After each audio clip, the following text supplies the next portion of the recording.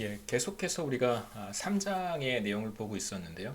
이번에는 마지막으로 institutional change, 어떤 그 제도적 변화, 이제 정치 체제 변화에 대한 몇 가지 간단한 이론들을 제가 소개를 하고 이어서 이제 전쟁과 관련한 우리가 사실 여기에서 리더 어세서네이션과 관련해서 이제 봤던 내용들이기 때문에요. 이제 그러한 변화가 어떻게 제도의 변화 혹은 그러니까 리더의 변화가 제도의 변화 혹은 뭐 내전이 발생할 가능성 이런 것들에 어떻게 영향을 미치는지에 대한 간단한 이론을 소개를 하도록 하겠습니다. 첫 번째가 institutional change에 대한 이론인데요. 뭐 사실 디마크러시를 결정하는 요인이 이제 어떤 것들이 있는가에 대한 그러니까 사실 뭐 오토크러시에서 디마크러시로 혹은 뭐 디마크러시에서 오토크러시로의 이제 변화, 정치 체제의 변화에 대한 이야기를 했었고, 리더 어세시네이션에 따른 그래서 디마크러시를 결정하는 요인들을 사실 뭐 여러분 많이 뭐 들어보셨을 것이고, 옛날부터 그러한 요인들에 대한 이제 크게 견해를 경제학 논문들에서는 경제학 쪽에서는 크게 이제 두 가지로 우리가 구분해 볼 수 있는데 첫 번째가 fundamentals고요. 우리가 앞서 봤던 institution과 관련된 이야기라고 할 수 있습니다. 제도의 변화에 따른 어떤 디마크러시의 변화, 오토크러시에서 디마크러시로의 변화 이런 것들이라고 할 수 있겠죠. institution. 그러니까 굉장히 오래 전부터 형성되었던 혹은 오래 전부터 존재했던 어떤 그 핵심적인 그런 요소들이 사실 존재할 수 있습니다. 이제 그러한 것들이 오랜 시간을 거쳐서 현재 디마크러시에 영향을 미친 것이다라고 우리가 이야기해 볼 수 있죠.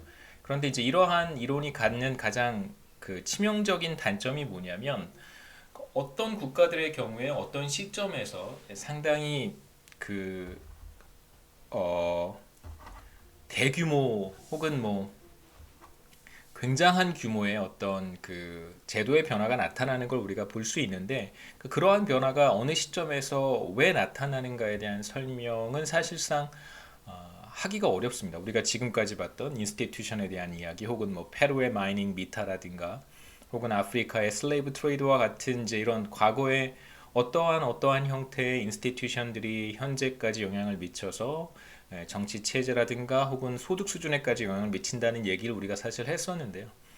가장 큰 단점은 어느 한 시점에서의 어떤 획기적인 제도의 변화, 그로 인한 정치 시스템의 변화가 왜 나타나는가에 대한 사실 답을 찾기는 어렵습니다. 두 번째 관점은 이제 모더나이제이션 티오리라고 하는데요. 뭐 근대화 이론이라고 생각하셔도 괜찮습니다. 하나가 이제 펀더멘탈이라고 하셔도 괜찮고요. 이제 제도적 측면, 그다음에 근대화. 이제 근대화라고 하는 건 뭐냐면 디모크라타이제이션을 결정하는 여러 가지 요소 중에 이제 중요한 것이 바로 소득 수준이다. 그러니까 소득 수준, 뭐 교육, 뭐 웰스 뭐 이런 거 다 포함된다고 볼 수 있습니다. 어버나이제이션, 도시화라든가 교육 수준의 변화, 뭐 국부의 축적, 뭐 대표적으로는 소득 수준이겠죠. 그러니까 소득 수준이 높아짐에 따라서 그 국가가 보다 더 높은 확률로 디모크라타이즈 될 수 있다. 이제 이러한 주장인데요. 이 주장도 비교적 최근에 많은 공격을 받았습니다. 그러니까 사실 이러한 주장의 백그라운드는 뭐냐면 소득 수준과 디마크러시의 정도 사이에 이제 디마크러시를 우리가 지표로 계산해 볼 수 있잖아요. 그 디마크러시 정도 사이에 이제 관계를 이렇게 살펴보면 소득 수준이 높은 곳이 대체로 디마크러타이즈 되었다 이렇게 표현을 많이 합니다. 그러니까 실제로 데이터에서 이 둘 사이의 어떤 양의 상관관계가 관찰이 돼요. 그런데 이러한 양의 상관관계가 뭐 우리가 계속해서 봐왔지만 뭐 크게는 디마크로타이제이션 때문에 소득 수준이 높아진 것이다 라고 더 좋은 정치 시스템을 가지고 있는 국가가 더 소득 수준이 높을 수도 있는 것이고 이제 이걸 우리가 리버스 코젤리티라고 부른다고 했었습니다. 역인과관계죠. 그렇죠? 그러니까 인컴이 디마크러시를 코즈하는 게 아니라 디마크러시가 인컴을 코즈한다 이런 주장도 있고요. 그 다음에 두 번째는 뭐냐면 그 누락 변수의 편이라고 하는 것도 우리가 전에 봤었습니다. 이게 뭐냐면 디마크러시에 영향을 주는 어떤 제3의 요인이 존재하는 거예요. 인컴에도 똑같이 영향을 주는 그러니까 인컴과 디마크러시에 동일하게 영향을 주는 어떠한 제3의 요인이 존재해서 마치 꼭 디마크러시와 인컴 사이에 이제 관계가 존재할 수 있다라고 하는 이제 주장인데 2000년대 중반 이후에 들어서면서 여러 가지 이제 뭐 데이터도 활용해보고 뭐 추정 방법, 뭐 추정 모형 여러 가지를 이제 이용해서 살펴봤더니 사실 이 둘 사이에 어떤 그 인과관계가 나타나지 않는다는 거예요. 심지어는 이 둘 사이에 어떤 양의 상관관계조차도 나타나지 않는다고 하는 연구 결과들이 있습니다. 그래서 인컴과 디마크로타이제이션 사이에 별 관계가 없다. 그렇다면 이제 이 둘 사이의 관계를 우리가 어떻게 이해해야 되니까 사실 뭐 중세 시대까지 우리가 역사를 거슬러 올라가 보면 make sense 하단 말이에요. 그 디마크로타이제이션과 인컴 사이의 관계는 make sense 해요. 지난 400년, 500년을 거슬러 보면. 근데 지금 제가 말씀드렸던 이 둘 사이의 상관관계가 나타나지 않는다라고 하는 이제 이야기는 비교적 최근 50년 혹은 100년 사이의 데이터를 봤을 때는 이 둘 사이의 어떤 체계적인 관계가 나타나지 않는다는 것입니다. 그래서 모더나이제이션 티어리 같은 경우에도 사실 이제 그런 측면에서 본다면 좀 수긍하기 어려운 측면이 있고요. 그러니까 다 여러 가지 띠오리들이 다 make sense 합니다. 그 자체로 의미도 있고 그러한 뭐 설명력이 전혀 없는 것은 아닌데 또 어떤 측면에서 보면 설명하지 못하는 부분들이 있다는 걸 말씀을 드리는 것이고요. 그래서 여기서 우리가 살펴본 건 이 두 가지 견해와 더불어서 한번 생각해 봐야 되는 것이 바로 리더의 역할이 아니겠는가. 그래서 우리가 지금 뭐 계속 봐왔지만 그러니까 리더의 어세스네이션에 따른 어떤 디마크로타이제이션 이런 것들이 사실은 이제 중요할 수 있다. 그 바꿔서 얘기하면 디마크로타이제이션이라고 하는 것이 결국은 이제 리더의 영향을 받을 수밖에 없다. 이런 뭐 사실 결과를 우리가 살펴본 것이죠. 결과적으로는 뭐 디마크레틱 트랜지션이라든가 혹은 뭐 인스티튜셔널 체인지 이런 것들이 결국은 이제 리더가 암살 당한 이후에 예, 나타나는 결과라는 걸 우리가 확인했었습니다. 그 다음에 두 번째는 이제 내전이 그 확대되는 경우, 확대될 확률, 혹은 이제 내전이 종식될 확률에도 어느 정도 영향을 미친다라는 걸 이제 확인을 했었는데요.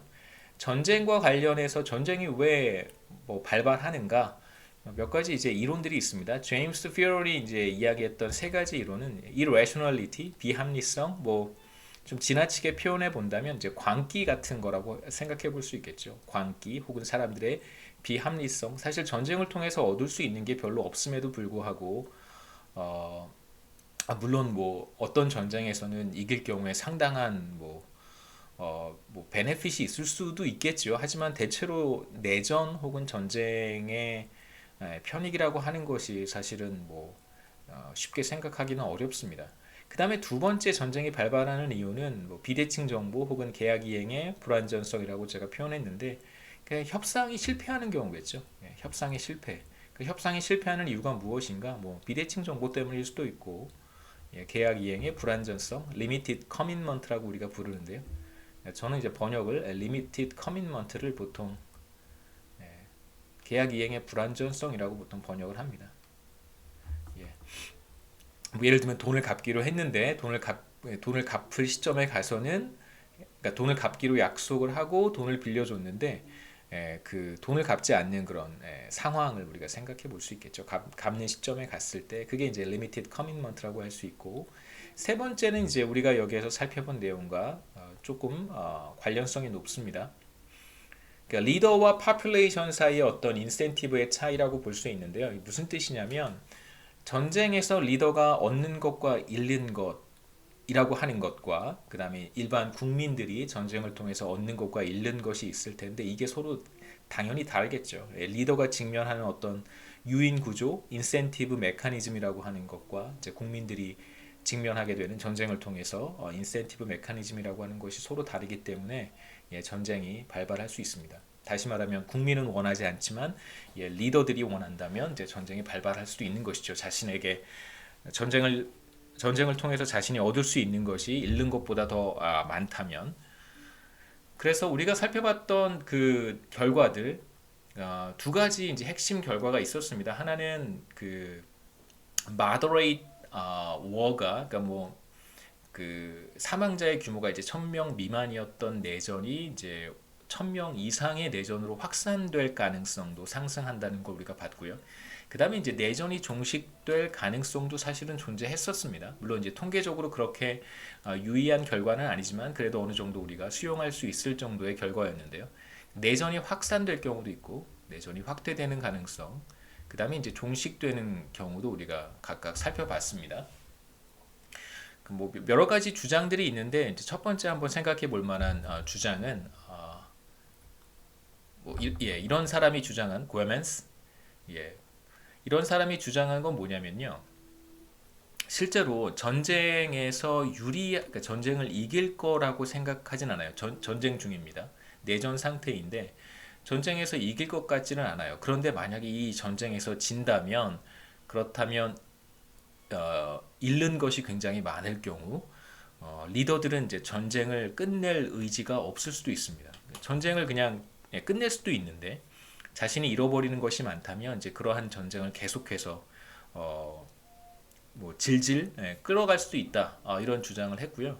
실제 이런 측면에서 본다면 만일 그 새로운 리더가 들어섰을 때, 뭐 우리 어세서네이션에 대한 이야기를 했지만 어세서네이션과 같은 뭐 경로를 통해서 새로운 리더가 들어섰을 때 기존에 계속해서 지속되고 있었던 내전을 종식하더라도 자신은 잃어버릴 게 없을 수 있잖아요. 그러니까 새로운 리더는 이 전쟁과 혹은 내전과 뭐큰 이해관계가 없기 때문에 리더가 교체가 될 경우 이제 내전이 종식될 수도 있습니다. 이제 그러한 가능성 우리가 생각해 볼 수 있고, 그래서 이 바로 이제 우리가 세 번째 봤던 유인 구조의 차이, 이해관계의 차이라고 볼 수 있겠죠. 그 다음에 두 번째 주장은 뭐냐면요, 이제 무게 중심을 공격하는 것이다. 그래서 내전을 끝내고 싶다면 그렇다면 이제 무게 중심을 공격하는 것인데 그 무게 중심이라고 하는 게 바로 이제 정치 지도자들, 이렇게 리더라고 볼 수 있겠죠. 물론 이제 두 가지 가능성을 생각해 봐야 될 것입니다. 첫 번째는 전쟁이 끝날 수도 있어요. 내전이 종식될 수도 있지만 오히려 경미했던 내전이 보다 더 큰 규모의 내전으로 이제 확대될 가능성도 사실 우리는 이제 배제할 수 없는 것이죠. 여기까지 이제 몇 가지 이론으로 우리가 3장의 내용을 마치고요. 이제 4장 내용으로 넘어가겠습니다. 4장은 이제 템퍼러처와 이코노믹 퍼포먼스에 대한 얘기인데 우리가 지금까지 쭉 했던 이야기들을 좀 한번 정리해 보시면 제가 이런 말씀을 드리는 이유는 뭐 첫 시간에도 제가 잠깐 보여드렸지만 우리 비교 경제론이 도대체 뭘 배우는 코र्स인지 잘 모르겠다, 이런 이제 피드백을 주신 학생들이 많아서 한번 정리를 하고 넘어가겠습니다. 첫 번째 이제 제도에 대한 이야기를 사실 우리가 했고요. 제도와 경제 성장.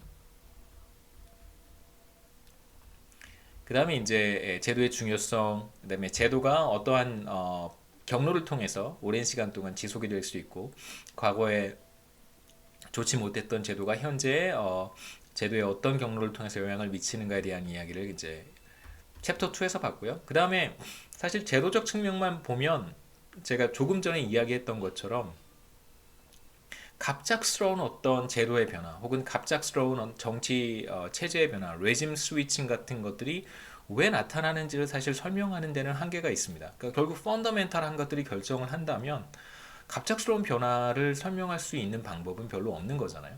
여기에서 봤던 게 이제 바로 리더고요.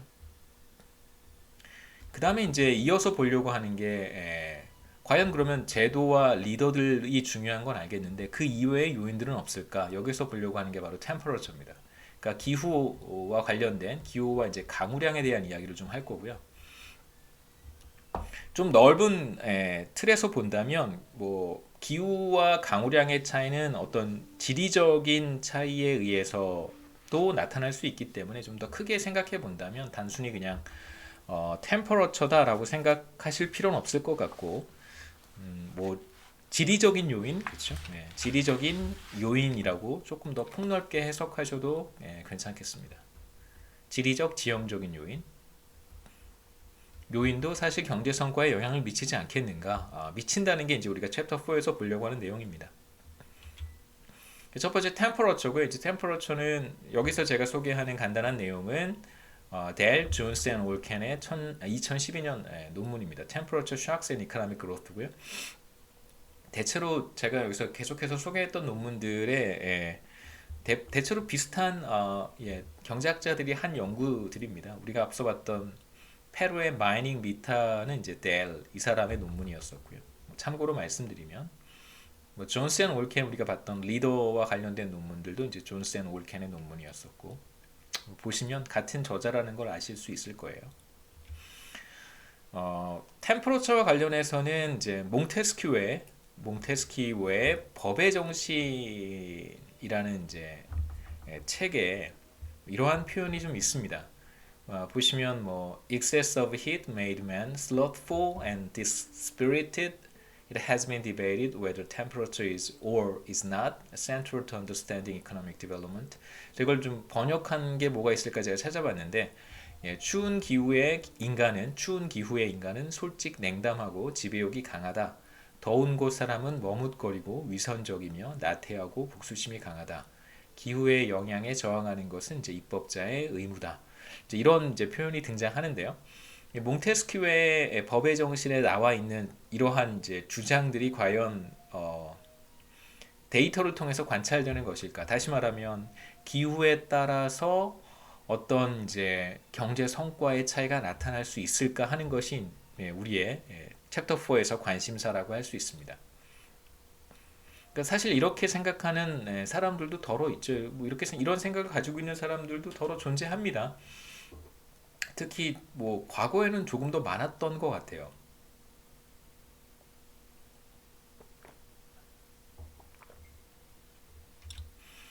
여기서는 이제 기후와 관련한 두 가지 자료를 이용을 하려고 하는데 하나가 템퍼러처 기온이고요. 그러니까 연평균 기온, 그 다음에 이제 강우량, 프레시피테이션 강우량입니다. 그래서 각 연도별로 각 국가마다 1950년부터 2003년까지니까 대략 뭐 20세기 후반 한 50년이 넘는 그 기간 동안에 기온의 변화와 이제 강우량의 변화를 다 수집을 하고 국가별로 이제 GDP와 에그리게이트 아웃풋은 이제 GDP죠. 이제 GDP 사이의 이제 관계를 한번 찾아보는 것입니다. 여기서 뭐 간단한 결과를 미리 다음 슬라이드에 나오긴 하지만 이 둘 사이에 어떤 통계적인 관계가 나타난다는 거예요. 세 가지 프라이머리 리졸트는 첫 번째 결과는 실제로 기후가 상승할 때, 이제 기온이 연평균 기온이 상승할 때 경제 성장률이 하락한다라고 하는 것이고 몽테스큐의 법의 정신은 사실 그 메커니즘을 뭐 얘기를 한 것이긴 하지만요. 결과적으로 경제 성장의 뭐 그 메커니즘이 어떤지는 우리가 나중에 보겠습니다만 결과적으로 이제 경제 성장률이 하락하는데 뭐 모든 국가에서 나타나는 현상은 아니고 대체로 소득 수준이 낮은 푸어 컨트리들에서 나타나는 현상입니다. 그러니까 뭐 어떤 국가가 리치 컨트리고 어떤 국가가 푸어 컨트리냐 여기에서는 이렇게 구분을 했는데요. 뭐 대체로 소득 수준으로 국가를 이렇게 쭉 나열을 했을 때 소득 수준이 가장 낮은 국가부터 시작해서 가장 높은 국가가 있겠죠. 그래서 중위값이라는 게 있어요. 미디언 가운데에 있는 국가 미디언이 있겠죠. 그래서 미디언보다 높은 소득을 갖는 국가를 우리가 리치 컨트리즈라고 부르고 이렇게 구분을 했습니다. 그 다음에 미디언보다 낮은 소득을 갖는 국가를 이제 푸어 컨트리라고 구분을 한 것이고요. 그래서 리치 컨트리에서는 연평균 기온이 1도 상승하더라도 경제 성장률에 어떠한 변화가 나타나진 않지만 그러니까 통계적으로 유의한 변화가 나타나진 않지만 푸어 컨트리에서는 평균 기온이 1도 상승할 때 경제 성장률이 1.3%포인트 하락하는 결과가 나왔습니다. 그 다음에 이제 이러한 템퍼러처 기온의 변화 이건 이제 템퍼러처 샥이라고 부르는데요. 일종의 충격이잖아요. 연평균 기온이 상승하고 하락하고 대체로 이제 글로벌 워밍 현상 때문에 나중에 제가 그림으로 보여드리겠지만 대체적으로 거의 모든 국가에서 연평균 기온이 이제 지속적으로 상승했는데요. 결국 뭐 이러한 갑작스러운 온도 변화라고 하는 것이 일시적인 그러니까 경제 성장률에 일시적인 영향을 미칠 뿐만 아니라 장기적인 영향을 미친다는 것도 제가 보여드리겠습니다. 그래서 왼쪽 그림이 템포러리한 효과라고 할 수 있고요. 일시적인 효과라고 할 수 있고 그 다음에 이제 오른쪽의 그림이 persistent한 임팩트라고 할 수 있는데요. 뭐 지속적인 그래서 일시적이라고 하는 것이 이제 경제 성장률 자체가 여기 이제 제가 로그 GDP로 표현을 했으니까 이렇게 로그 GDP로 표현을 하게 되면 기울기가 경제 성장률을 기울기가 바로 경제 성장률을 의미합니다. 그래서 기울기를 경제 성장률이라고 생각하시면 돼요. 그래서 왼쪽 그림에서 보시면 이제 이 시점에서 기온이 일시적으로 상승했을 때 GDP가 떨어진 것이죠. 뭐 로그 값이긴 하지만 GDP가 떨어졌습니다. 이제 그럼에도 불구하고 이후에 성장률은 그 이전의 성장률과 똑같단 말이에요. 이런 경우에는 이제 우리가 템퍼러처 샥의 효과가 일시적이다라고 얘기를 하지만 오른쪽 그림과 같이 어느 한 시점에서 이제 일시적으로 기온이 상승했어요. 그런데 경제 성장률이 하락한다면 이쪽은 2%인데 이쪽이 이제 1%라고 할 수 있겠죠. 경제 성장률이 템퍼러처 샥이 나타나기 전에는 2%로 상승했었는데 템퍼러처 샥이 나타난 이후에 이제 1%로 떨어진다면 이건 이제 상당한 어떤 지속적인 퍼시스턴트한 영향을 미친다라고 우리가 이야기할 수 있겠죠. 실제로 왼쪽과 같은 상황이 나타나는 것이 아니라 이제 오른쪽과 같은 상황이 나타난다는 것이 두 번째 결과고요. 세 번째 결과는 그 경제 부문 두 가지 경제 부문 하나는 이제 agricultural output 그러니까 농업 부문에 영향을 미치고 뿐만 아니라 여기서 이제 대체로 소득 수준이 낮은 국가들의 영향을 미치기 때문에요. 이제 푸어 컨트리들이니까 여기서는 우리가 제조업 부문이라고 부르기에는 조금 그 비중이 상대적으로 크지 않기 때문에 그냥 산업 생산 부문이라고 보통 부릅니다. 인더스트리얼 섹터라고 부르는데요. 산업 부문 혹은 산업 생산 부문 뭐 다 좋습니다. 그러니까 이제 매뉴팩처링 섹터 한국 같이 이제 경제 규모가 크고 소득 수준이 높은 국가에서는 이제 뭐 어그리컬처럴 섹터, 그다음에 매뉴팩처링 섹터, 서비스 섹터 이렇게 구분을 하거든요. 크게 이제 경제 부문을 세 개로 나누잖아요. 그래서 어그리컬처럴 섹터와 이제 매뉴팩처링 섹터, 그다음에 서비스 섹터로 보통 구분을 해요. 대체적으로 소득 수준이 비교적 높은 국가들은 이러한 이제 산업 구조를 가지고 있는 것이 특징인데 반대로 소득 수준이 낮은 국가에서는 이제 매뉴팩처링이라고 말하기가 애매한 산업 구조를 가지고 있기 때문에 중화학공업이라고 하는 것이 크게 발달하지 못해서요. 보통 이제 이 경우에는 그냥 인더스트리얼 섹터라고 부르는 것이 일반적입니다. 발전 경제학이나 디벨롭먼트 이코노믹스에서 이제 그렇게 부르는 것이고요. 이제 인더스트리얼 아웃풋 두 분야의 부문에 부정적인 영향을 미치는 것으로 나타나요. 그러니까 농업 생산 부문에서의 생산 증가율이 떨어지고 기온이 상승하게 되면 농업 생산 부문의 생산 증가율이 하락하고 마찬가지로 산업 부문에서의 생산 증가율도 이제 떨어지게 됩니다. 그 다음에 이제 정치적인 측면에서도 뭐 마지막에 제가 조금 더 구체적으로 얘기를 하겠습니다만 그래서 그냥 간단하게만 기온이 상승하게 되면 정치 불안정성이 높아져서 그렇죠? 정성이 높아지고요. 어떤 비정상적인 방식으로 정권 교체가 일어날 가능성도 상승합니다. 뭐 이렇게 레귤러, 이레귤러라고 표현을 했는데요. 비정상적인 방법이에요. 그러니까 뭐 시기가 뭐 선거 시기가 다 정해져 있잖아요. 임기가 법으로 정해져 있으니까. 그래서 뭐 임기가 다 되면 이제 그 다음 뭐 리더를 선출해야 되는 그건 뭐 레귤러한 변화라고 할 수 있는데 이제 쿠데타와 같이 비정상적인 방식으로 정권 교체가 나타날 가능성도 높아집니다.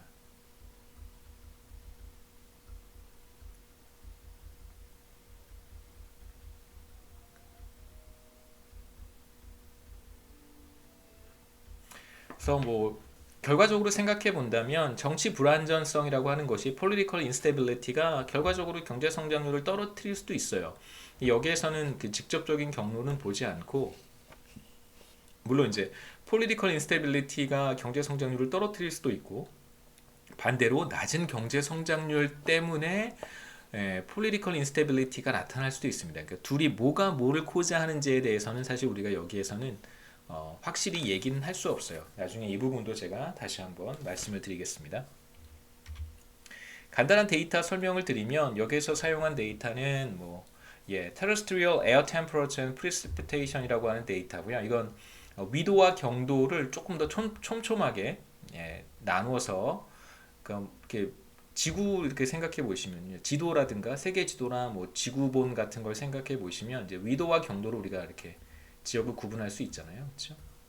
이게 위도고 이게 경도라고 한다면 요 구간을 다시 이렇게 뭐 4등분을 나눠서요. 이 위도와 경도 요 구간에 들어가 있는 지역의 강우량과 평균 기온을 이제 계산할 수 있습니다. 이제 문제는 그 지역의 인구 밀도가 낮거나 혹은 인구 밀도가 굉장히 높다면 그 조금 다르게 처리할 필요가 있겠죠. 같은 지역, 같은 평균 기온과 평균 강우량을 가지고 있는데 그 지역의 인구 밀도가 현저히 다를 수 있잖아요. 이제 그런 경우에는 그 둘의 차이를 적절히 반영을 해야 되기 때문에 평균 기온과 평균 강우량을 사용하지만 이제 인구로 적절하게 가중 평균을 했다고 생각하시면 됩니다. 어느 정도의 이제 인구 밀도를 다 반영한 것이고요.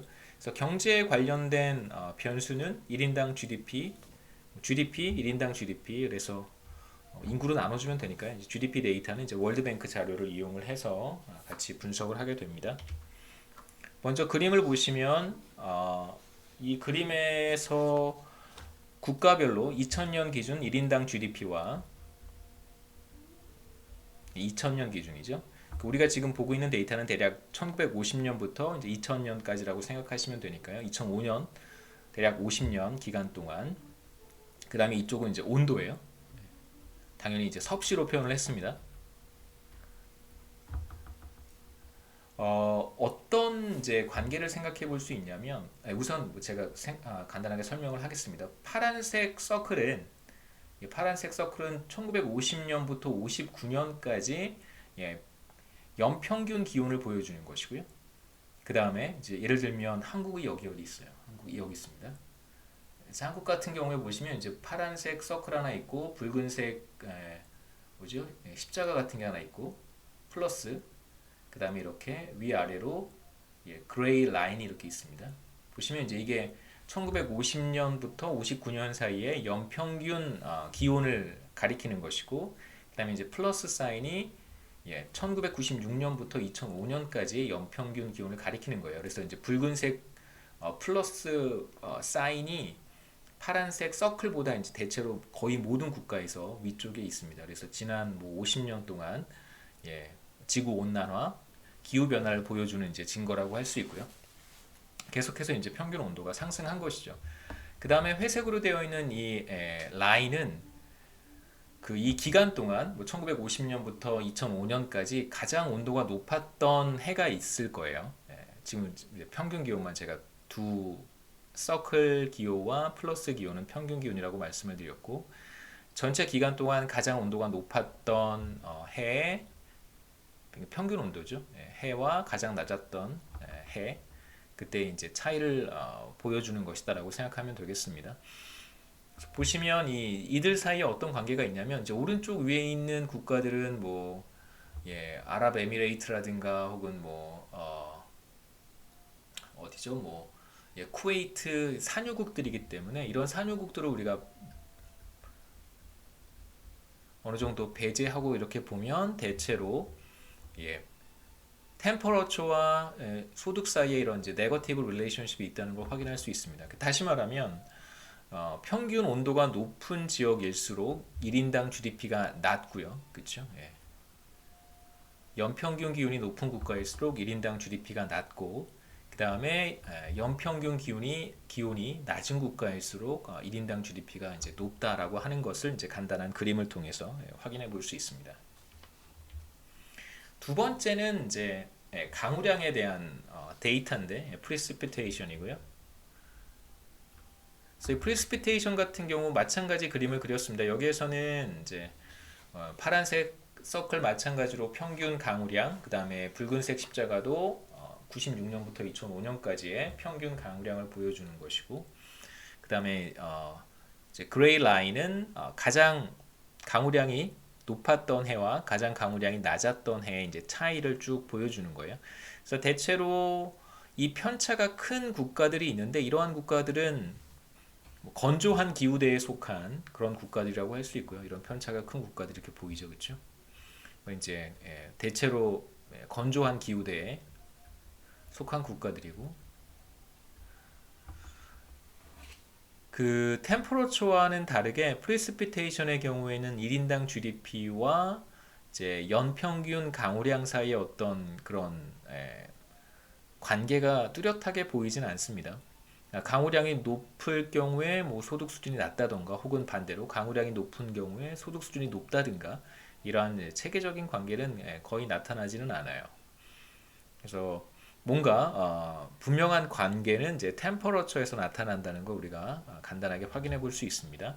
이제 여기에서 살펴보려고 하는 관계는 뭐냐면 템퍼러처의 변화가 기온의 변화죠. 연평균 기온의 변화가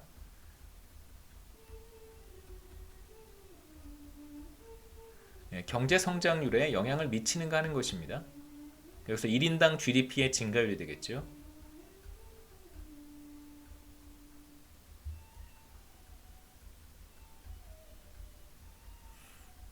간단한 이퀘이션 혹은 추정식 이렇게 우리가 표현할 수 있는데 생각해 볼 수 있는 것은 어떤 컨트리 I 국가의 T 시점에서의 경제 성장률은 사실 그 시점에서의 강우량에도 영향을 받을 수 있고 그 다음에 한 기간 전 그 직전 연도에 강우량에도 영향을 받을 수 있고 그 다음에 뭐 한 4년, 5년 전에 강우량에도 영향을 받을 수 있습니다. 그 다음에 이제 평균 기온이죠. T는 이제 템퍼러처인데요. 템퍼러처만 포함되는 것이 아니라 템퍼러처랑 프리시피테이션이 다 포함되어 있는 변수라고 생각하시면 좋습니다. 기온이라고 하는 게 더 좋겠네요. 기온.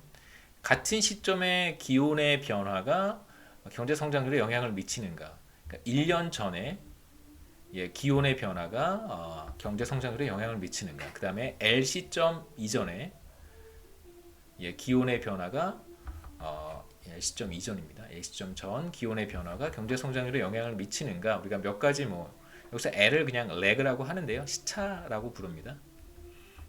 그래서 만약에 L이 제로라면 그럼 이제 같은 시점에서의 기온의 변화가 경제 성장률에 영향을 미치는가 이렇게 볼 수 있겠죠. 여기서 other variables라고 하는 것은 국가 간의 여러 가지 차이가 있잖아요. 제가 계속해서 비슷한 말씀을 드리지만 애플과 오렌지를 비교할 수는 없습니다. 그러니까 예를 들어서 US와 콜롬비아 같은 국가를 이렇게 막바로 비교할 수는 없겠죠. 그러니까 그런 경우에 이제 적당히 두 국가를 비슷하게 맞춰줘야 되는데 이제 그러한 차이를 조정하는 여러 가지 방법이 바로 계량 분석에서는 이들 두 국가 사이의 차이를 조정할 수 있는 적절한 통제 변수들을 포함하는 것입니다.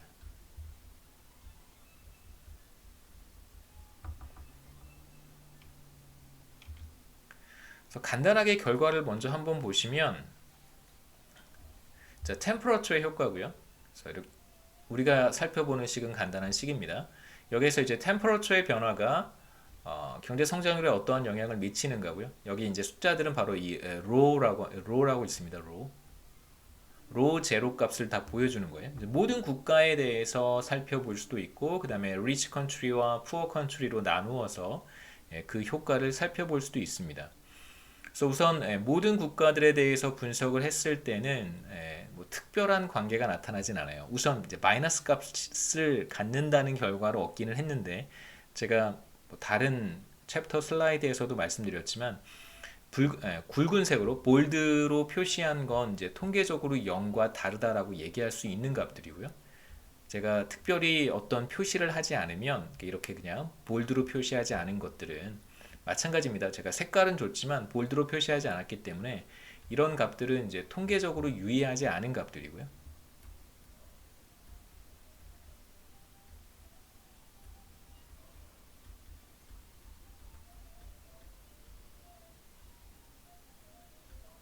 확실히 이렇게 영상을 만드는 거하고 실시간 줌하고 이렇게 제가 되게 다르네요. 훨씬 더 이렇게 영상을 촬영하고 있으면 제가 실수했을 때 이거 잠시 끊고 다시 이렇게 어, 그 다시 영상을 만들 수도 있는 거잖아요. 그렇기 때문에 조금 더 마음이 편안하네요. 예. 그 실시간 줌 할 때는 이제 실수를 하면 안 된다고 하는 프레셔가 더 많기는 한데요. 확실히 좀 다르긴 다릅니다. 그 다음에 제가 이렇게 볼드로 표현을 한 것들은 그래서 그 이제 실시간 줌을 할 때는 제가 얘기를 해야 되는데 얘기를 하지 못하고 넘어가는 것들도 있어요. 예, 확실히 조금 다르긴 하네요. 그래서 녹화 동영상을 할 경우에 진도가 조금 더 느린 것도 있어요. 예. 이 경우에는 통계적으로 유의합니다. 그 0과 다르다라고 말할 수 있어요. 통계적으로 유의한 것은 유의하다라는 뜻은 이제 0과 다르다고 볼 수 있습니다. 통상적인 유의 수준에서 0과 다르다라고 말한다. 이 뜻은 무슨 뜻이냐면요. 뭐 5% 유의 수준이라는 뜻이고요. 뭐 여러분 크게 신경 쓰지 않으셔도 괜찮습니다. 이쪽 값들은 이제 0이라고 보셔도 괜찮은 거예요. 그래서 모든 국가들에 대해서 살펴보면 그러니까 기온의 변화가 연평균 기온의 변화가 경제 성장률에 영향을 미치지 않는 거예요. 물론 마이너스 값이 나오긴 하지만 통계적 유의성을 갖지는 않습니다. 그 다음에 숫자들 똑같은 숫자인데요. 제가 그냥 색깔로 하이라이트를 해서 여러분들께 하나씩 하나씩 설명드리려고 하는 것입니다. 리치 컨트리만 한번 따로 띄어서 보시면 기온이 뭐 강우량을 포함하는 경우도 마찬가지입니다만 기온만 살펴보든 연평균 기온만 살펴보든 혹은 강우량을 포함해서 살펴보든 상관없이 기온의 변화가 경제 성장률에 통계적으로 의미 있는 영향을 미치지는 못하고요. 리치 컨트리의 경우. 하지만 푸어 컨트리의 경우에는 영향을 미치는 것으로 나타납니다. 그래서 여기에서 부정적인 관계, 네거티브 릴레이션십이 나타나는데 이걸 이제 우리가 통계적으로 유의하다라고 표현, statistically significant 하다는 말은 이제 통계적으로 유의하다 이런 뜻입니다.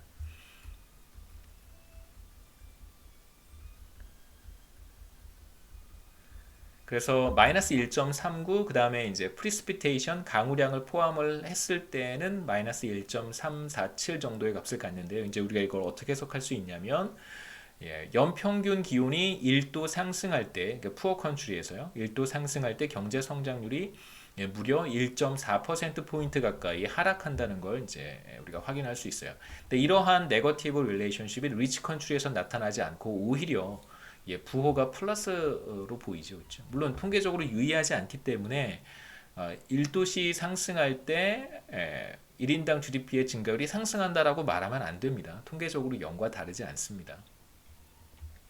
그래서 이러한 결과는 우리가 어떻게 생각해 볼 수 있냐면 모든 국가들을 다 모아놨을 때 이게 slightly 마이너스 값을 갖잖아요. 한번 보시죠. 모든 국가들에 대해서는 대략 마이너스 0.3 정도의 값을 가져요. 이걸 그림으로 생각해 보면 이건 리치 컨트리와 푸어 컨트리를 다 모아놓은 거예요.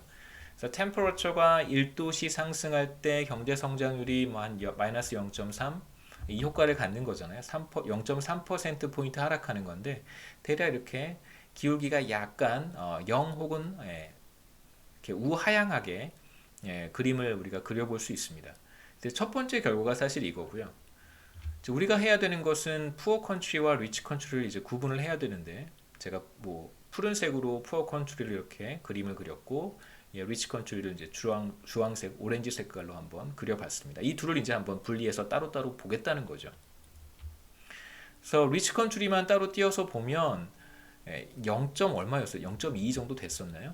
0.26 정도가 나왔어요. 다시 말하면 이렇게 살짝 우상향하는 그런 직선의 그래프를 우리가 그려볼 수 있습니다. 이게 0.26 정도의 효과를 갖는다는 거죠. 근데 통계적으로는 0과 다르지 않습니다. 그래서 리치 컨트리만 따로 띄어서 봤을 때는 연평균 기온의 변화가 경제 성장률에 영향을 미치지 않는다라고 우리가 영향을 미치는 결과를 우리가 찾을 수 없었다. 뭐 이렇게 조금 더 복잡하게 얘기할 수 있겠죠. 네. 그러니까 사실 이제 조금 정확하게 표현하다 보면 이제 좀 복잡하게 표현할 수밖에 없는 그런 문제가 있습니다만, 그냥 여러분들한테는 이해하기 쉽게 뭐 템퍼러처의 변화가 경제 성장률에 영향을 미치지 않는다 이렇게 생각하셔도 괜찮습니다. 그 다음에 푸어 컨트리만 따로 띄어서 보면 이렇게 템퍼러처와 경제 성장률 사이에 이제 네거티브 릴레이션십을 그려볼 수 있겠죠. 그러니까 푸어 컨트리만 따로 띄어서 보면 이 관계가 분명하게 나타나는데 돌아가서 보시죠. 이렇게 국가들을 푸어 컨트리와 리치 컨트리를 이제 같이 다 섞어 놓고 풀링해서 살펴보면 그 관계가 이제 나타나지 않는 것이라고 생각해 볼 수 있습니다. 그래서 이제 푸어 컨트리만을 봤을 때는 이 둘 사이에 크게는 이제 1도씨 상승할 때 연평균 기온이 경제 성장률이 1.4%까지 하락하는 걸 4% 포인트 하락하는 걸 확인할 수 있었습니다. 그 다음에 프리스피테이션 효과인데요. 강우량은 또 어떠한 영향을 미치는지. 강우량이 미치는 효과는 대체로 통계적으로 유의하지는 않아요. 푸어 컨트리는 유의하지 않고 제가 별 하나를 표시한 건 뭐 우리가 통계적으로 5% 유의 수준에서 0과 다르다, 10% 유의 수준에서 0과 다르다라고 표현을 하는데 별 하나는 이제 유의 수준이 10%라고 생각하시면 됩니다. 그러니까 10% 유의 수준이라고 하는 것은 사실 그 결과를 우리가 스트롱하게 받아들이기는 좀 어려운 유의 수준이에요. 10번 시도했을 때, 죄송합니다. 100번 시도했을 때, 그렇죠? 100번 시도했을 때 5번 실패하는 경우, 그 다음에 100번 시도했을 때 10번 실패하는 경우를 우리가 각각 나눠서 생각해 볼 수 있는데 100번 시도해서 5번 실패하는 경우는 그건 괜찮은 거예요. 이게 이제 바로 우리가 통계적으로 유의하다라고 말을 하는 것이고 5번 이하로 실패하는 경우에 그런데 이제 10번 시도해서 10번 이하로 실패하면 이건 좀 아니라고 보는 것이죠. 그렇죠? 예. 그래서 그 경우가 이 경우에 해당한다고 볼 수 있습니다. 그래서 90%의 성공 확률 혹은 이제 10%의 실패 확률이 있는 것이잖아요. 그 정도면 사실 확률이 큰 거기 때문에 조금 좀 신중하게 조심스럽게 받아들일 필요는 있어요. 그런데 이제 소득 수준이 높은 국가, 리치 컨트리에서는 이제 강우량이 1인당 GDP 증가율에 이제 부정적인 영향을 미친다라고 우리가 조심스럽게 결론을 내릴 수는 있습니다. 그래서 연평균 강우량이 100ml니까 10cm라고 생각해 보시면 되겠죠. 그러니까 연평균 강우량이 10cm 상승하면 이제 비가 더 많이 오는 어느 해에는 그 해에는 이제 경제 성장률이 0.08% 포인트 하락한다. 이런 이제 결과가 나타났는데 통계적으로 유의하진 않기 때문에 조금 조심스럽게 받아들일 필요는 있습니다. 5% 유의 수준에서는 유의하지 않고 이걸 이제 좀 더 정확히 표현해 보면 리치 컨트리의 경우 5% 유의 수준에서는 여기다 다시 쓸게요. 유의 수준에서는 0과 다르다는 가설을 기각하게 되지만 10% 유의 수준에서는 그렇지 않겠죠. 좀 너무 말이 어렵죠? 지워버리겠습니다. 이해하셨을 거라고 생각합니다. 그렇지 않다는 걸 그렇지 않다고 볼 수 있지 않은 것이 아닌가 뭐 이런 식의 표현인 것 같아서 썩 여러분들한테 도움이 되지는 않을 것 같습니다. 뭐 이해하셨을 것 같고요. 뭐 통계학, 경제 통계학 수강하셨으면 뭐 크게 어려운 문제는 아니니까요. 하지만 이제 푸어 컨트리 같은 경우에는 통계적 유의성이 없습니다. 10% 유의 수준에서조차도 나타나지 않기 때문에 관계가. 그다음에 이제 조금 더 다양한 결과를 보고 싶어서 시차를 추가를 했는데요. 지금 우리가 사실 살펴봤던 것은 어떤 모형이냐면 이제 이 모형만 본 거잖아요. 어느 시점에서의 경제 성장률에 영향을 미치는 요인으로, 그러니까 그 온도, 그 해에 이제 온도만을 우리가 고려를 했었는데 이제 1년 전에 기온, 그 다음에 2년 전의 기온, 3년 전의 기온, 해서 최대 5년 전 기온까지 포함을 시킨 경우가 바로 지금 여러분 보고 계시는 표와 같습니다. 그래서 첫 번째는 렉을 포함시키지 않은 경우, 이제 시차가 없는 경우죠. 그러니까 직전 연도, 과거의 온도 변화는 혹은 강우량의 변화는 우리가 고려하지 않았을 때 시차가 없는 모형이고요. 그래서 앞서 우리가 봤던 결과와 다르지 않습니다. 1.394, 그 다음에 1.347, 둘 다 마이너스 값이고요. 그 다음에 이제 1년 전, 한 해 전에 기온을 포함시켰을 경우, 1년 전의 기온입니다. 그 다음에 이제 여기다 강우량, 이쪽은 이제 강우량까지 포함시킨 거예요. 그래서 왼쪽은 기온만 살펴본 것이고 이 오른쪽은 이제 강우량을 포함해서 함께 살펴본 것입니다. 여하튼 이건 이제 같은 기간 강우량 온도 변화가 경제 성장률에 영향을 미칠 수 있는가를 살펴본 건데 리치 컨트리에서는 대체로 변화가 나타나지 않고요. 그 다음에 프리스피테이션을 포함해도 별로 이제 나타나지 않아요.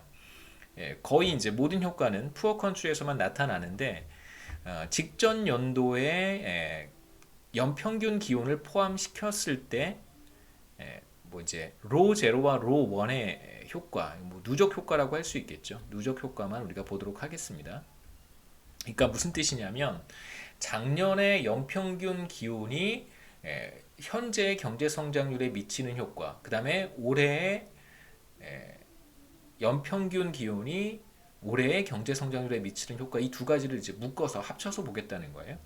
그래서 그 경우에 두 가지를 합쳐서 보면 마이너스 1.1 정도 되고 그 다음에 강우량을 포함을 시킬 경우에는 또 대략 0.98 정도, 그 다음에 5년 전까지 평균 기온을 포함을 시키면 2년, 3년, 4년, 5년 전까지 기온의 변화를 다 포함을 시켰을 때예요. 그런 경우에도 마찬가지로 이제 로 제로는 여기에서 이렇게 분석을 한 다음에 이제 로 제로만 우리가 뽑아서 보면 그 값이 마이너스 1.555란 뜻이고요. 이제 우리의 관심사는 과거에 발생했던 온도의 변화가 현재 경제 성장률의 변화에까지 영향을 미치는가를 보고 싶은 것입니다. 그래서 로 제로부터 로 5까지 과거의 온도 변화를 우리가 다 누적해서 생각을 했을 때 여전히 이게 통계적으로 의미가 있는가 봤더니 여전히 통계적으로 의미가 있습니다. 0과 다르다라고 볼 수 있는 거예요. 그래서 보시면 그 해의 온도 변화는 그 해의 경제 성장률에 영향을 미칩니다. 우리가 그게 바로 조금 전에 봤던 결과고요. 강우량을 포함을 해도 결과는 달라지지 않아요. 그런데 1년 전에 온도 변화를 우리가 포함을 해도 1년 전의 온도 변화가 현재 경제 성장률에 영향을 미치고요. 심지어 5년 전까지 거슬러 올라갔을 때에도 과거의 강우량의 변화가 비교적 뭐 장기는 아니지만 이걸 우리가 중기라고 표현을 하는데 미디엄 런입니다. 비교적 4년, 5년 전에 온도의 변화가 현재 경제 성장률에도 영향을 미치는 것으로 나타나요. 뭐 당연히 부정적인 영향을 미치는 것이죠. 그래서 정리해 보면 시차 변수를 포함시키지 않았을 때 현재의 온도 변화가 현재의 경제 성장률에 어떠한 영향을 미치는가만 살펴봤을 때 1도씩 상승하는 경우 경제 성장률은 대체적으로 한 1.4% 포인트까지 하락하고요. 그 다음에 이제 작년도 직전 연도의 온도 평균 기온을 포함시켰을 때 누적 효과는 그렇죠? 큐뮬러티브 이펙트입니다. 누적 효과는 그렇게 적지 않습니다. 대략 1% 포인트 정도, 1인당 GDP가 1% 포인트 하락하는 효과가 있고요.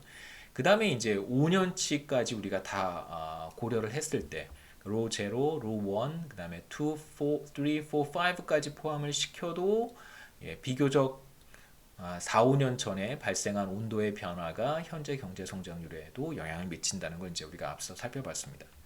임팩트 정도는 1.2% 포인트, 강우량을 포함한 경우에는 1% 포인트 정도 1인당 GDP의 증가율이 떨어지는 것으로 나타났고요.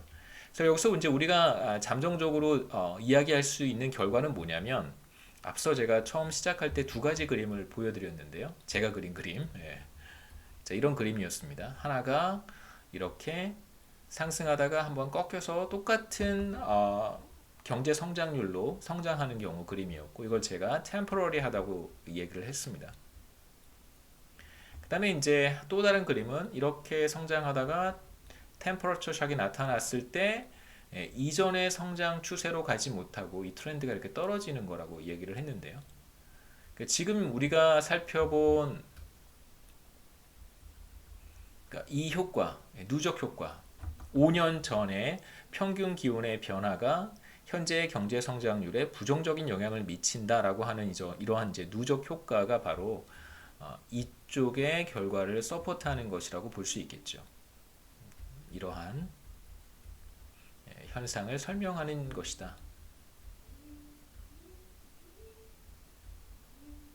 것이라고 볼 수 있습니다. 그러니까 단순하게 어느 한 시점에 만약에 이 모형이죠. no lag, 그러니까 과거, 작년, 재작년 혹은 이제 가까운 과거의 연평균 기온의 변화를 우리가 고려하지 않고 그냥 현재 평균 기온의 변화가 현재 경제 성장률에 어떠한 영향을 미치는가만 본다면, 그렇다면 템포러리한 것만 본 거고요. 그 다음에 또 하나 우리가 생각해 볼 수 있는 게, 제가 조금 있다가 다른 결과에서 말씀을 한 번 더 드리겠습니다만, 만일 우리가 이 결과에서요, 마지막 테이블만 한번 보시죠. 마지막 부분만 한번 보시죠.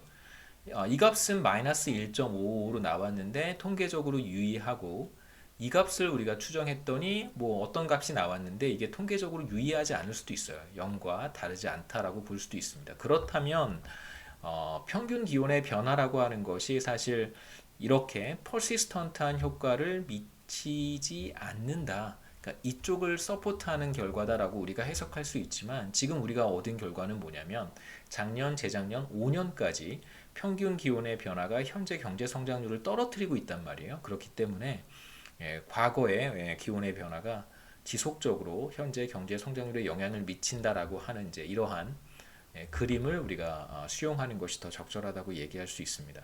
다른 결과에서 조금 다른 분석에서는 조금 다른 결과가 나오니까 한번 또 보여드릴게요. 몇 가지 우리가 경로를 생각해 볼 수 있습니다. 그러니까 온도 변화라고 하는 것이, 기온의 변화가 경제 성장률에 어떠한 경로를 통해서 영향을 미치는가, 이 둘 사이의 관계를 지금 우리가 확인한 거잖아요. 그러니까 어떠한 경로를 통해서 영향을 미칠까? 이제 첫 번째 거시경제 매크로 이코노믹 어프로치는 농업 생산을 통해서, 그 다음에 소득 변화를 통해서 나타날 수 있고요. 그 다음에 뭐 미시경제적인 어프로치, 접근법은 노동 생산성의 변화, 뭐 피지컬 혹은 뭐 인지적 변화 혹은 뭐 신체적인 어떤 변화, 이런 것들을 통해서 나타날 수도 있고요. 그 다음에 이제 내전, 컨플릭트, 분쟁, 그 다음에 이제 뭐 건강, 이런 것들을 통해서 나타날 수도 있을 것입니다. 여기에서는 크게 이제 두 가지만 볼 텐데, 이제 하나가 농업 생산, 그 다음에 산업 생산, 이런 것들에 영향을 미치는지를 한번 확인해 보고요. 그 다음에 이제 political instability, 이러한 얘기들도 이제 이어서 하도록 하겠습니다. 그래서 농업 생산에만 국한된 것인지 아니면 또 다른 측면에 영향을 미치는 것인지 한번 살펴보도록 하겠습니다. 예를 들면 political instability.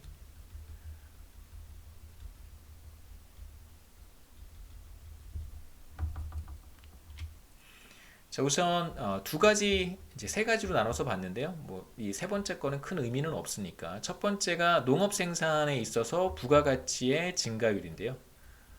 농업 부문 부가가치, 좀 더 쉽게 얘기하면 부가가치고요. 쉽게 얘기하면 농업 부문에서의 GDP의 증가율입니다. 농업 부문 생산 증가율. 그 다음에 이제 이쪽은 산업 부문. 그 다음에 이쪽은 투자 증가율이에요. 어차피 결과는 뭐 리치 컨트리든 푸어 컨트리든 나타나지 않기 때문에 투자율의 변화에는 영향을 미치지 않는다. 그러니까 뭐 연평균 기온의 변화가 투자 증가율에는 영향을 미치지 않는다라고 하는 결과를 우리가 얻은 것이고, 첫 번째, 두 번째, 세 번째는 마찬가지로 현재 기온의 변화가 경제 성장률에 어떠한 영향을 미치는지, 그 다음에 현재 기온의 변화와 직전 연도의 기온의 변화가 현재 경제 성장률에 어떠한 영향을 미치는지, 그 다음에 이건 이제 앞서 했던 것과 마찬가지로 비교적 가까운 과거에 기온의 변화가 경제 성장률에 어떠한 영향을 미치는지를 살펴본 것입니다. 보시면 첫 번째 레그가 없는 경우, 현재 기온의 변화만을 살펴봤을 때 농업 생산 증가율 떨어지고요. 그 다음에 산업 생산 부문에 있어서 생산 증가율도 하락합니다. 그래서 2.7%포인트 하락하고, 농업 생산의 경우에는, 그 다음에 산업 생산의 경우에도 2%포인트 하락하는 것으로 나타나고요. 그 다음에 이제 직전 연도의 기온의 변화까지 우리가 고려한다면 여전히 현재의 기온의 변화가 경제 성장률에 영향을 미치는 것으로 나타나는데, 이제 재미있는 것은 이 경우에는 누적 효과가 나타나진 않아요. 그러니까 이 둘 모두 다 효과가 어떠한지를 봤을 때는 누적 효과가 나타나지는 않습니다. 마찬가지로 5년 전에 연평균 기온의 변화까지 우리가 고려를 했을 때도 보시면 누적 효과는 나타나지 않습니다. 그래서 우리가 여기서 생각해 볼 수 있는 건 뭐냐면 경제 성장률에 미치는 효과는 사실 누적 효과가 존재해요.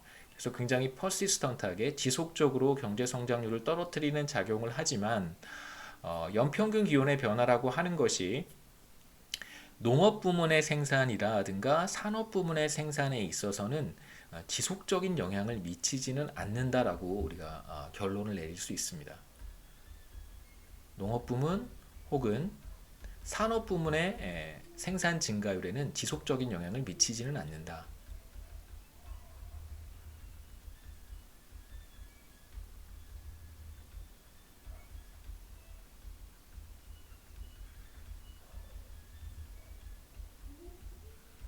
그러니까 당해 연도의 평균 기온의 변화가 그 해의 경제 성장 죄송합니다. 농업 생산이든 산업 생산의 증가율에 영향을 미치지 비교적 가까운 과거의 연평균 기온의 변화가 현재 농업 생산, 산업 생산 증가율의 변화에 영향을 미치지는 않는다라고 우리가 결론 내릴 수 있습니다. 보시면 간단하게 제가 말씀드렸던 것이고요. 1도시 상승할 때 이제 푸어 컨트리만 우리가 이야기를 했습니다. 상승할 때 농업 생산 증가율은 2.66%포인트 하락하고 그 다음에 산업 생산의 경우에는 이제 2.04%포인트 이제 하락하는 것이고요. 기온 변화에 따른 농업 부문 성장률 하락은 이해할 수 있어요. 그러니까 소득 수준이 비교적 낮은 국가에서는 농업 의존도가 굉장히 높으니까 평균 기온이 상승해서 예를 들면 뭐 가뭄이 길어진다든가 뭐 또는 여러 가지 이제 환경적인 기후적인 요건이 농업 생산에 매우 중요한 역할을 하기 때문에 기온 변화에 따른 농업 부문에서의 성장률입니다. 네, 죄송합니다. 생산 증가율 하락을 우리가 이해할 수 있는데 그렇다면 이걸 우리가 제조업 부문 혹은 산업 부문의 성장률 하락을 어떻게 이해해야 되는가? 두 가지가 가능한데요. 첫 번째는 이제 디맨드 사이드의 효과라고 볼 수 있어요. 그러니까 농업 부문의 그러니까 농업 부문 생산 증가율 하락, 농업 부문의 GDP라고 할 수 있겠죠. 농업 부문에서의 증가율 하락은 결국 이제 소득의 감소로 연결될 수 있고 농업 부문이 비교적 큰 비중을 차지한다고 말씀을 드렸으니까 결국은 이제 상당히 많은 사람들의 소득 감소로 연결이 될 수 있습니다. 그러면 이제 산업 부문에서 생산된 재화에 대한 수요 감소로 이어질 수 있겠죠.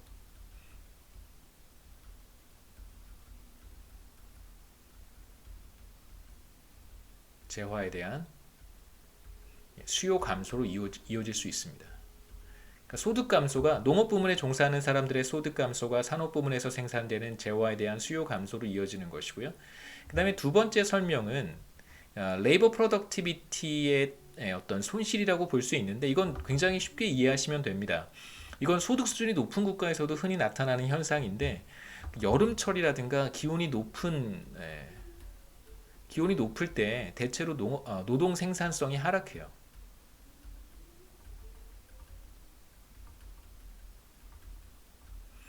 그러니까 뭐 한국에서도 그러한 사례를 여러분 뭐 쉽게 보실 수 있습니다. 여름철에 그 뭐죠? 저기 굉장히 더운 날을 뭐라고 부르잖아요. 뭐라고 갑자기 생각이 안 나는데요. 폭염주의보가 그 내려지면 기상청에서 폭염주의보를 발령을 하게 되면 뭐 건설 부문의 노동자들이라든가 건설 부문에 종사하는 사람들 그 다음에 여름철에 이제 그 뭐죠? 폭염에 노출되기 쉬운 그러한 직업에 종사하는 분들은 이제 일을 하지 않습니다. 건강상의 이유, 여러 가지 복합적인 이유가 작용할 수 있겠죠. 뭐, 고온에 노출되면 심각한 치명적인 뭐 위험 요소이기 때문에 그래서 기온이 높을 때 노동 생산성이 크게 하락한다는 건 굉장히 쉽게 찾아볼 수 있는 사실입니다. 두 가지 요인 때문에 이제 산업 부문에서의 성장률 하락을 우리가 생각해 볼 수 있고요. 그다음에 이제 마지막으로 정치 경제 부문에서 어떠한 채널이 작동하는 것인지 우리가 생각해 볼 필요가 있는데, 폴리티컬 이코노미 부분에서는 기온이 상승하게 되면 이제 정치적 불안전성이 높아져서 대표적으로 기업 활동에 저해되는 것이죠, 그렇죠? 기업의 생산 활동, 그다음에 기업의 여러 가지 활동들이 제약을 받게 되고 가장 중요한 것이 바로 팩터 어큐뮬레이션입니다. 투자, 투자 위축이죠. 그다음에 생산성 증가가 위축되는 것이고요. 생산성 증가. 그러니까 생산성 증가가 둔화되고 여러 가지 이제 팩터 어큐뮬레이션을 저해하는 그런 이제 정치적 불안전성을 우리가 생각해 볼 수 있습니다. 여러 가지 사실, 이건 이제 기존의 많은 연구들이 발견해낸 사실들인데요. 첫 번째 사실은 폭동이라든가 어떤 정치적 저항 이런 것들이 날씨가 그러니까 기온이 상승할 때 폭동이나 정치적 저항이 발생할 가능성이 높아진다는 거예요. 그래서 기온이 상승할 때 이러한 라이엇이라든가 프로테스트가 일어날 가능성이 높아집니다. 그 다음에 political instability와 이제 경제 성장률 사이에 관계가 존재한다는 연구 결과들도 많이 있어요. 정치적 불안전성이 고조되면 당연히 경제 성장률은 하락하겠죠. 그러니까 지금 벌어지고 있는 미얀마에서 벌어지고 있는 여러 가지 그 상황들은 정치적 사회적 변화들은 사실 첫 번째인지는 알 수 없어요. 이거는 예상하기 어렵습니다. 근데 두 번째일 거라고 우리가 생각해 볼 수는 있겠죠. 결과적으로 지금 미얀마에서는 political instability 상태라고 우리가 볼 수 있고, 이제 다른 조건이 다 비슷하다면 작년에 미얀마의 경제 성장률과 혹은 재작년에 미얀마의 경제 성장률과 올해 미얀마의 경제 성장률 사이에는 이제 큰 차이가 나타날 거예요. 물론 지금 코로나 상황이기 때문에 작년, 재작년과 직접적인 비교를 하기는 쉽지 않겠습니다만, 그러니까 쉽게 구분하기는 굉장히 어렵죠. 다른 요소들이 많이 들어와 있어서.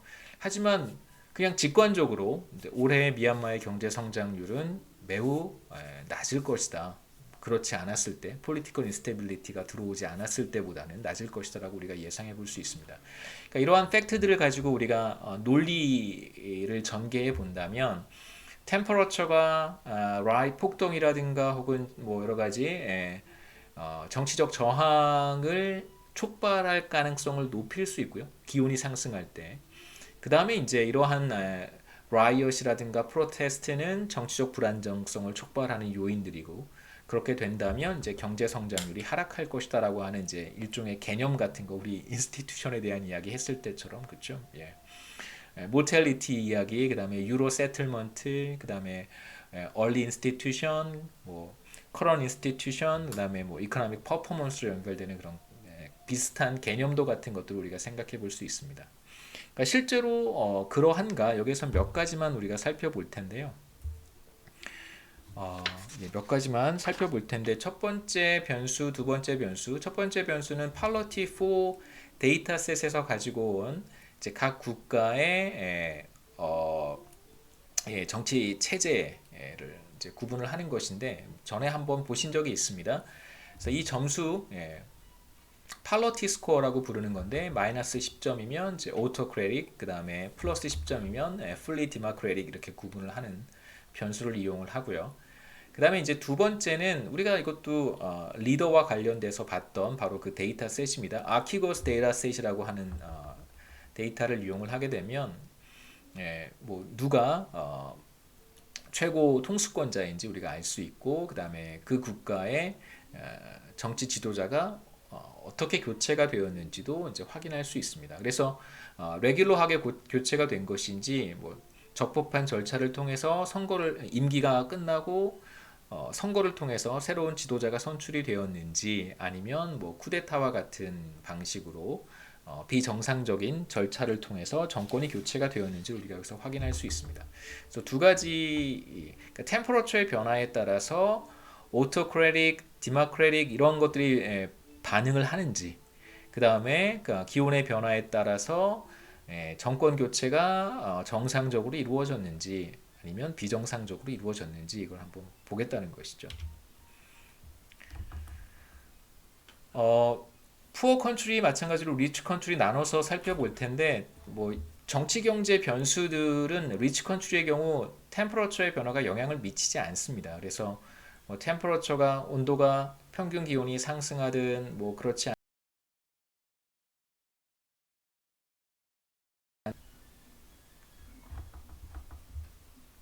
죄송합니다. 뚜렷한 변화가 여기서 나타나지 않고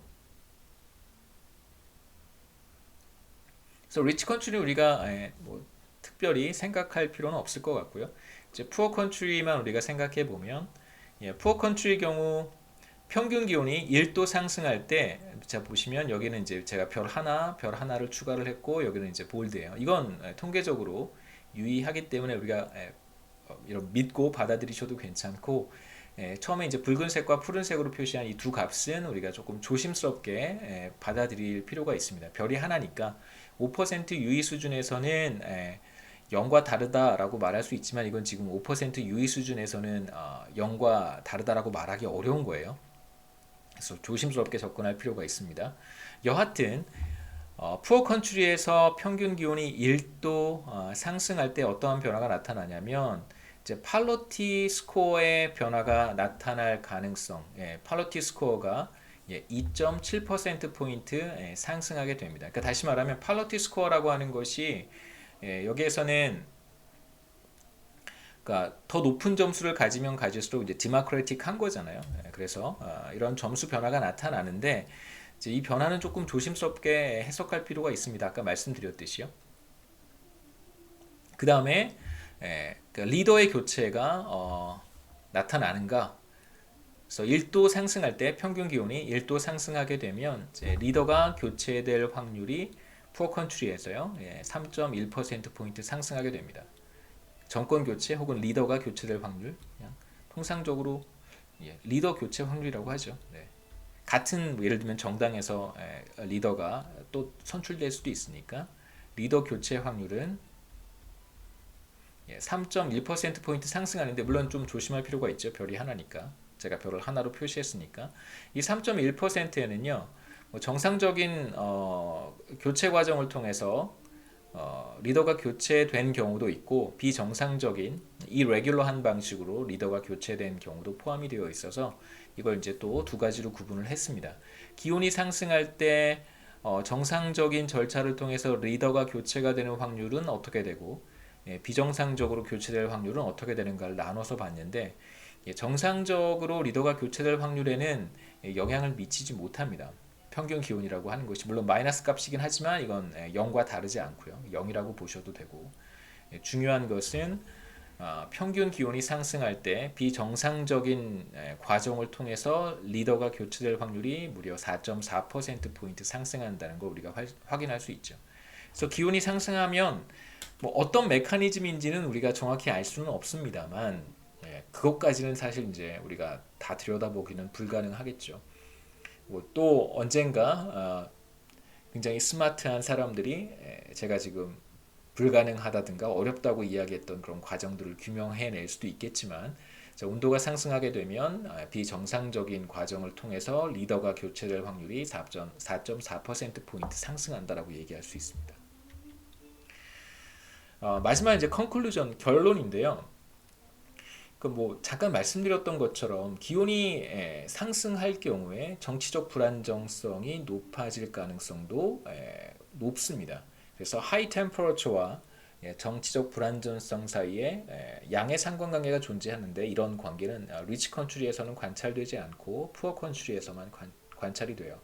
근데 지금 우리가 살펴본 것은 기온이 상승할 때뭐 비정상적인 방식으로 리더가 교체되는 것은 확인을 했습니다만 그러니까 우리가 그것까지는 얘기할 수 없어요. 뭘 얘기할 수 없냐면 템퍼러처로 인해서 지금 political instability가 나타난다는 거 확인을 했단 말이에요. 그렇죠? 템퍼러처를 통해서 political instability가 나타나는 걸 확인했습니다. 그 다음에 또 우리가 뭘 확인했냐면 앞서 템퍼러처가 이렇게 한번 다시 그림을 그려보죠.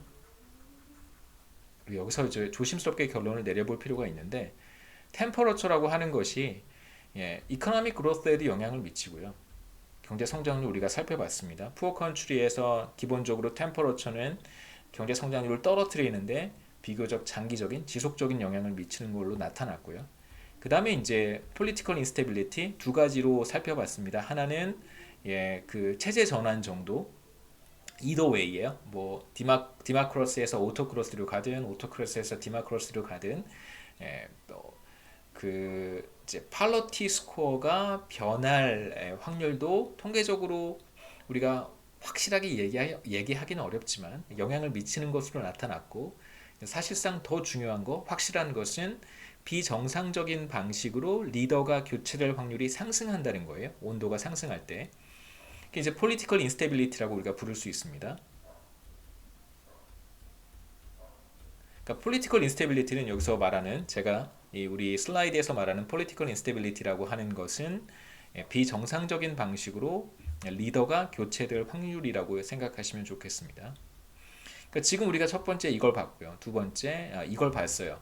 이제 그렇다고 해서 지금 우리가 A라든가 B라든가 하는 결론을 내릴 수는 없다는 거예요. 그러니까 템퍼러처는 이코노믹 그로스에도 영향을 미치고 political instability에도 영향을 미치지만 이게 political instability를 통해서 이코노믹 그로스에 영향을 미치는 것인지 아니면 이코노믹 그로스를 통해서 political instability에 영향을 미치는 것인지는 구분하기 어렵습니다. 우리 결론은 여기까지만이라고 생각하시면 좋겠고 political instability를 통해서 economic growth에 영향을 미치는 것인지 economic growth를 통해서 political instability에 영향을 미치는 것인지는 사실상 더 이야기하기는 이제 어렵다.